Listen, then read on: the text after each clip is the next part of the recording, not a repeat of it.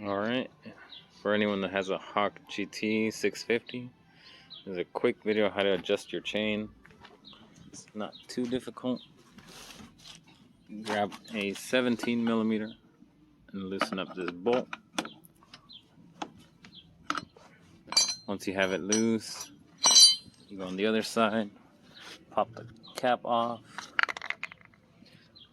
take off the safety pin, and jack it up. Once you have your bike in the air, take off the pin with the correct size one. I don't have the sockets, so I just use plumber tools. Loosen it up the bolt. Then you can take off the tire.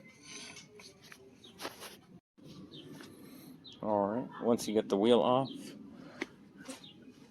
what you're going to want to grab onto are those little teeth. It's a special tool. Find it pretty easy. So you're going to want to grab the teeth and go right in there and just pull. Now, the thing with this chain is really tricky because you have to set it at a certain tension. So right now it's too tight, and as you sit on it, it's going to get even tighter and just ruin the chain. It's going to be binding, no good. So what you want to do is loosen it up a good amount to where it's wobbling. Put the wheel back on, tighten it, and have someone sit on it. And with the weight on it, you want to have like about ½ an inch of play with someone on the bike.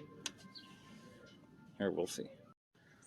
So once you're done adjusting the chain a couple times, putting the wheel back on, putting some weight on it, should end up something like this, where there is quite a bit of play when it's just sitting on the kickstand. I kind of measured it, and it's about 2.5 inches of play, literally from the bottom all the way up to the top.